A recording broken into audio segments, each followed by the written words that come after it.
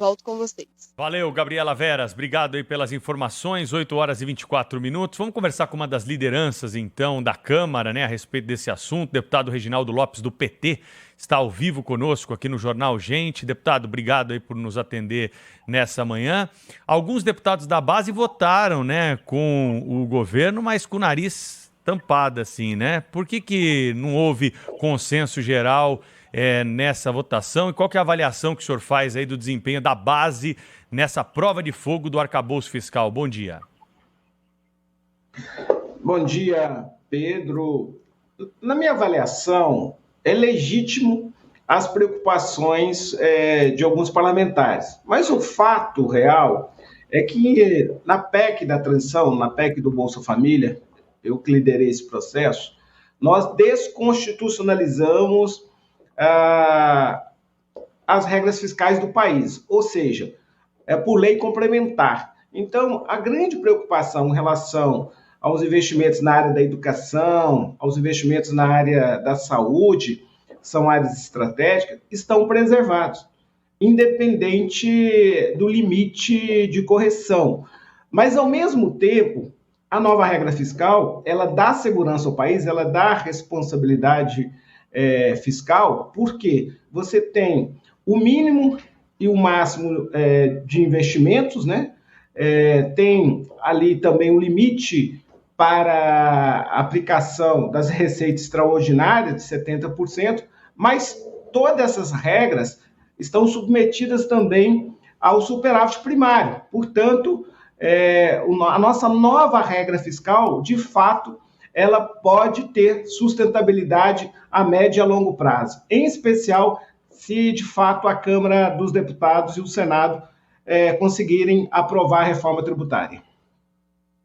Deputado, bom dia, bem-vindo ao nosso programa. O senhor é relator de um dos projetos mais, digamos assim, acalentados, esperados, né, do nosso país, que é o projeto de reforma tributária.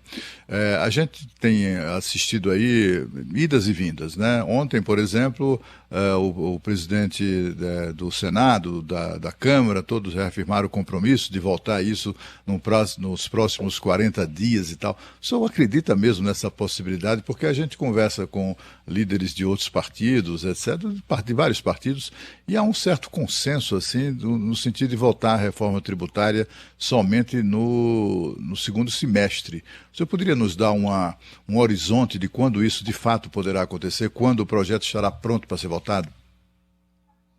Obrigado, Cláudio, pela pergunta. No dia 6 de junho, o GT, o grupo de trabalho que eu coordeno, nós vamos entregar as diretrizes da reforma tributária, e eu acredito que mais tardar até o dia 15, o dia 20, nós temos todas as condições de apresentar no plenário da Câmara dos Deputados o substitutivo do deputado Aguinaldo Ribeiro. E a partir daí, nós vamos iniciar uma rodada com as bancadas, né, coordenado pelo presidente deputado Arthur Lira, e eu tenho, hoje, são residuais.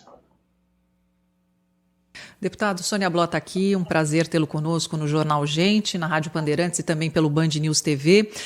Com a aprovação do arcabouço fiscal, muitos economistas falam que haverá necessidade de aumento permanente de impostos para estabilização da dívida pública. A reforma tributária, na opinião do senhor, vai aumentar a carga tributária? Não, Sônia. A reforma tributária ela vai alargar a base tributária do país, a incidência tributária, melhor dizendo. No mundo do século XXI, hoje já temos na plataforma digitais 2,2 bilhões de consumidores, um PIB de 5 trilhões de dólares. Ou seja, se nós não fizermos a reforma tributária e deslocar da origem, onde emite a nota fiscal, para o destino, é impossível tributar esse mercado das plataformas, das compras pela internet. Então, essa reforma ela é fundamental para que, de fato, todos pagando, todos podem pagar menos. Então, esse é o espírito da reforma. Porque hoje, Sônia, se eu te perguntar, um celular é um bem ou um celular é um serviço? Você pode responder que são os dois. Ou seja, se você comprar o celular como mercadoria e numa loja de serviços, numa companhia para habilitar, é uma mercadoria e depois um serviço. Mas tem lojas que vendem como serviço. Então não é mercadoria. Portanto, o nosso sistema tributário, ele separa serviços de mercadorias, de bens tangíveis e intangíveis. Isso é impossível no século XXI. Tudo é vendido pela plataforma. Portanto, a reforma tributária será aprovada porque não tem outro caminho para o país. Porque senão, os poucos que estão pagando terão que... de fato, não é tributária e atacar a economia informal, a erosão, a elisão fiscal desse país, nós precisamos mudar para o destino, porque aí nós vamos enfrentar também a guerra fiscal, a renúncia fiscal e um modelo simples que enfrenta o contencioso tributário. Olha o que nós estamos falando aqui, nós temos um PIB judicializado, nós temos 25% do PIB no administrativo e nós temos uma renúncia fiscal de mais de 500 bilhões. Então, tudo isso, infelizmente, é custo-produção. O Brasil ficou um país que vende as mercadorias e os serviços mais caros do planeta. Então, nós perdemos competitividade internacional, nossas empresas não conseguem exportar com valor agregado, e o povo brasileiro é obrigado a comprar produtos com esses resíduos, com esses gastos tributários. Então, esse sistema nosso chegou ao fim. Tirou do Brasil a competitividade e aumentou o custo dos produtos de valor agregado. Por isso, a reforma tributária é a grande reforma do Estado brasileiro. E ela será aprovada porque não é uma reforma do governo, da oposição versus situação.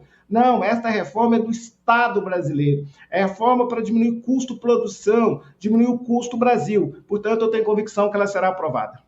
Deputado Reginaldo Lopes está ao vivo conosco aqui no Jornal Gente, na Rádio Bandeirantes, no canal Band News TV. Ele é o coordenador do Grupo de Reforma Tributária e também líder do PT na Câmara dos Deputados. E aí, deputado, eu queria dividir aqui com o senhor e com quem está nos acompanhando números muito interessantes de uma pesquisa feita pelo Instituto Paraná sobre percepções do brasileiro a respeito da economia. E, basicamente, no que se refere ao arcabouço fiscal, a regra fiscal que foi aprovada ontem pela Câmara dos Deputados. Foram ouvidos 2.023 eleitores com 16 anos ou mais em todo o Brasil. E olha que resultado interessante. Na pesquisa sobre arcabouço fiscal, o Instituto Paraná perguntou o seguinte: você tem conhecimento sobre o projeto do arcabouço fiscal? Sabe quantos responderam que nunca ouviram falar a respeito? 76,9%. Apenas 17 disseram que conhecem ou ouviram falar desse assunto. O assunto que foi aprovado ontem na Câmara dos Deputados. O Instituto Paraná também perguntou aos entrevistados sobre a percepção que cada um tem em relação à taxa de juros de 13,75% ao ano. Esse é um problema para a economia brasileira? Perguntou aqui a pesquisa. Um grande problema? 31,3% das respostas. É um problema, 46,2%. Não é um problema, 8,6% dos entrevistados optaram por essa resposta. Ou seja, juntando aqui as duas coisas, a grande maioria dos entrevistados acha que os juros hoje, sim, atrapalham muito a economia brasileira, e a grande maioria dos entrevistados responderam que nunca ouviram falar sobre projeto de arcabouço fiscal. E aí, deputado, eu queria perguntar para o senhor o seguinte: ontem foi aprovado o projeto do arcabouço na Câmara, hoje votação dos destaques, depois segue para o Senado numa votação numericamente tranquila. O senhor acha que dessa forma, com a aprovação desse projeto, daqui a pouquinho no Senado também, provavelmente, vai haver ambiente para redução da taxa de juros? Olha, Thaís, depois da pandemia, tem novas teorias econômicas sobre taxa de juros versus inflação. Se a gente olhar para o mundo, geralmente é o seguinte: a taxa de juros é menor, é a metade da inflação desses países. O Brasil pratica ainda o inverso. A taxa de juros é o dobro da inflação do país. Mas é verdade também que nós temos um problema do endividamento, da tendência do endividamento no Brasil. Por isso, eu sou daqueles que acredito que, de fato, nós não vamos reduzir a taxa de juros na canetada, nós vamos também ter gestos na política econômica. Então, eu acredito fundamental que, após a aprovação da nova regra fiscal, o Brasil construiu todas as condições para a redução das taxas de juros. Não justifica, prejudica toda a economia brasileira. O nosso endividamento é em moeda nacional, portanto, o risco Brasil é o mesmo risco, ou seja, menor do que quando a taxa de juros no Brasil era 2%. Portanto, eu acredito sim que com a aprovação da nova regra fiscal e depois com a aprovação da reforma tributária, nós construímos todas as condições objetivas para sair da maior taxa de juros real do planeta para uma das menores taxas de juros. Deputado, um dos pontos aí da reforma tributária que a gente vê que não tem consenso, né, são as manutenções aí de benefícios da Zona Franca de Manaus. Como é que está esse assunto aí em Brasília? O senhor acredita que esse é um ponto sensível da reforma tributária? Olha, eu chamo isso aí de algum dissenso ainda que precisa construir uma convergência.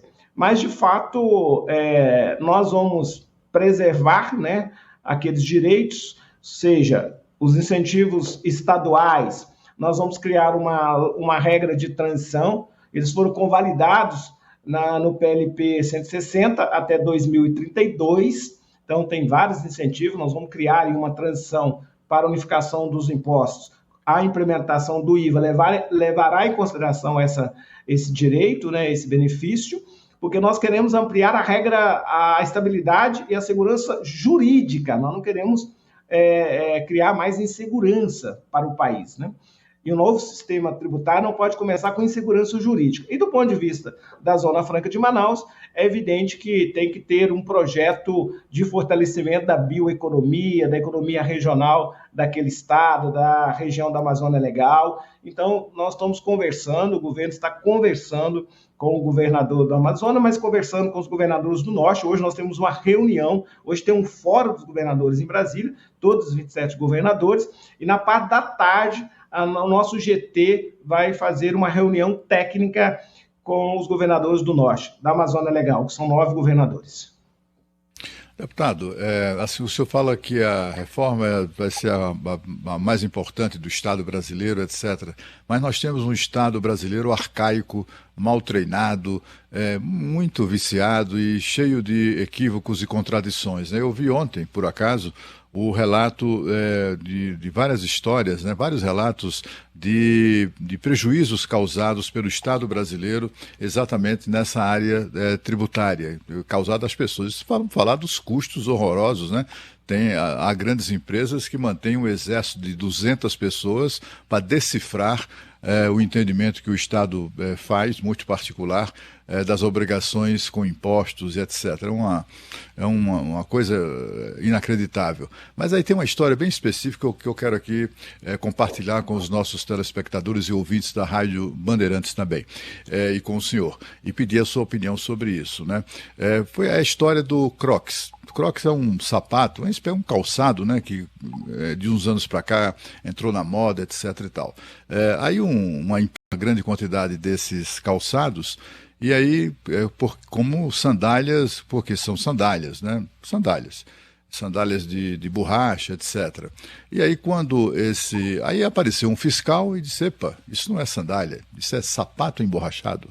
A alíquota é outra, é mais cara, etc. E não só fez o importador pagar uma enormidade a mais de impostos, como aplicou uma multa violentíssima, daquelas que é para inviabilizar o trabalho do sujeito. Mas aí a empresa se manteve, pagou a multa e tal, e aí veio um longo processo também na justiça e tal. Aí e passou, e portanto, aquilo ser considerado sapato emborrachado. E aí, anos depois, aquele fiscal se aposentou, sei lá, foi transferido, não sei o que aconteceu com ele, apareceu outro. Aí o fiscal, numa nova importação, o novo fiscal olha assim, epa, isso não é sapato emborrachado, isso é sandália. E aí aplicou novamente no mesmo importador multa violentíssima e também o fez pagar o imposto que não foi pago com multa. Olha, a mesma mercadoria com entendimento bastante bem distintos, né? Temos um Estado brasileiro que até por falta de sei lá, eu prefiro dizer talvez treinamento, né? Não quero duvidar da incapacidade de certos profissionais que são submetidos a duros processos seletivos, né, de concurso público. Mas, assim, quando é que o Estado brasileiro, de fato, vai se modernizar? Vai modernizar a legislação? Vai transformar 5 impostos no IVA? Ou em alguma coisa como o imposto europeu, né, de valor agregado? Mas e o Estado mesmo vai continuar velho, né? Vai continuar obsoleto, com concepções atrasadas. Quando é que isso vai mudar, deputado? O senhor que está debruçado sobre essa questão, o senhor tem alguma esperança a nos dar? Então, Cláudio, na verdade, nós temos um sistema tributário que não é de regra mais, é um sistema tributário de exceção. Ou seja, são 460 mil normas. Por isso, todas essas interpretações. Se nós mudarmos para o IVA, é simples. É o imposto de valor agregado. Todo mundo vai compreender. É débito e crédito. Ou seja, todas as etapas anteriores serão creditadas. Você vai pagar no preço final. Então, nós vamos cobrar o imposto não por dentro mais, nós vamos cobrar o imposto por fora. Porque quando você cobra por dentro, imaginamos aqui que um chinelo custou R$100. Você cobrou 20%, ou seja, R$80, que era o custo. Mas por dentro, ele não está custando 20%, ele está custando quase 30%. Então, a gente vai cobrar por fora. Ou seja, teremos um sistema transparente para o contribuinte, para o setor produtivo e também para o cidadão. O cidadão, Cláudio, vai saber, ele vai pegar a nota fiscal, ele vai lá. Um chinelo custou R$100, eu estou pagando 25 de imposto, ele custa 100, então ele custou 125. Na verdade, o produto custa 100 e ele pagou 125. E o mais interessante é que esse cidadão, ele vai ter cidadania fiscal, cidadania financeira, cidadania plena, porque ele vai saber, tudo bem, eu paguei 25, vamos supor que a alíquota padrão seja 25. E esse 25 foi para onde? Muito bem, R$25, R$14 foi para o governo federal, R$9 foi para o governo do estado e R$2 foi para o governo municipal. Então eu pago imposto, aí o cidadão que mais paga imposto, porque o Brasil, Cláudio, cobra imposto indireto, imposto embutido. O cidadão que mais paga acha que ele não paga imposto, porque o nosso sistema tributário ele arrecada mais sobre consumo do que renda e patrimônio. Ou seja, mais de 50% são impostos embutidos no serviço e nas mercadorias. Portanto, aí o cidadão vai dizer o seguinte, eu sou um sujeito de direito. Aí o que ele vai exigir, Cláudio? Ele vai exigir que a prefeitura garanta para ele uma escola de tempo integral, que tenha proteção total para a sua criança, que tenha qualidade na alimentação, que o posto de saúde atende com educação, que a segurança pública seja cidadã e que a infraestrutura do município ou do estado seja adequada. Então, eu acho que o primeiro critério para a gente fazer esse país que o senhor está colocando, né, essa cidadania plena, é a transparência, a melhor desinfetante, a luz do dia. Então, com certeza, eu acho que o primeiro passo para a gente mudar, né, todos esses absurdos é com esse sistema simplificado, porque o IVA vai ser igual imposto de renda, imposto sobre patrimônio, ou IPVA. Alguém questiona? Não tem o que questionar. Então, o IVA também será desta forma. O mundo que implementa o IVA, e são 170 países no mundo, de 195 países filiados à ONU, a judicialização, o contencioso desse tributo é 1%. O Brasil, que implementa imposto em efeito cascata, ou seja, tem acumulatividade tributária, o nosso contencioso é um PIB, ou seja, 9 trilhões, ou seja, as pessoas pagaram e esse dinheiro não chegou nos cofres públicos. Mas esse dinheiro, esse custo foi embutido nos preços das mercadorias e do serviço. Então, isso é um crime, Então, nesse sentido, nós temos que entender que o imposto sobre consumo, quem paga não é um setor produtivo, quem paga não é um segmento da sociedade, quem paga é o cidadão, é a carteira, é o bolso do cidadão. Então, eu acredito muito que isso será uma revolução, né, essa unificação, essa simplificação do nosso sistema tributário. Deputado Reginaldo Lopes, para a gente terminar a nossa conversa, queria perguntar para o senhor sobre política. Ontem o placar da votação da nova regra fiscal chamou a atenção. Mais de 370 votos, bem acima do necessário para a aprovação de uma lei complementar, como é o caso. O presidente da Câmara, Arthur Lira, chamou a atenção e disse o seguinte, olha, não é essa a base do governo, esse aqui é um caso excepcional. Qual que é a sua leitura política a respeito, hoje, do tamanho da base de apoio do presidente Lula na Câmara? Esse número 370 reflete alguma coisa? E o que o senhor espera em próximas votações? Olha, Thaís, o mundo mudou. O parlamento mudou. Os deputados ganharam autonomia. Autonomia na comunicação pelas redes sociais, autonomia de atuação política com as emendas impositivas. Ou seja, o governo vai ter que aprender a lidar com esse parlamento mais autônomo. Então, o debate se dará em torno de ideias, de projetos. A cada projeto, a cada programa, os ministros que desejam ajudar a governabilidade terão que compreender que eles que vão ter que dialogar com as bancadas, e não as bancadas que vão dialogar com os ministros. Então, tem uma nova leitura aí sobre governabilidade. Eu acho que o governo está compreendendo e ele vai se acertando e organizando sua base. Agora, é importante que o parlamento mantenha também essa sua independência, que o parlamento possa também debater os grandes temas. Então, isso também é um resultado de amadurecimento do parlamento, ou seja, a nova regra fiscal é uma regra para o Estado brasileiro. É do governo do presidente Lula? Sim. Foi coordenado pelo ministro Fernando Haddad, que tem se tornado o grande líder da articulação política do governo? Sim, mas é uma regra que vai ajudar o país a voltar a crescer, a ter previsibilidade, confiabilidade. Isso é fundamental numa democracia e num modelo de desenvolvimento econômico e social. E, por outro lado, como a reforma tributária também não é uma reforma do Estado brasileiro. Então, dar essa caracterização e o parlamento entender que esses grandes temas ele deve participar, independente da posição de governo ou de situação, isso é um amadurecimento das relações. Então, acho que nós temos que ajustar aí essa nova realidade, esse novo momento que vive o parlamento brasileiro. Deputado Reginaldo Lopes, muito obrigado aí pela entrevista ao vivo aqui para o Jornal Gente. Até uma próxima oportunidade, viu? Obrigada, deputado. Obrigado, Pedro. Obrigado, Cláudio. Obrigado, Sônia. Obrigado, Thaís. Um grande abraço. Um abraço aí em todos os ouvintes e telespectadores da Band News.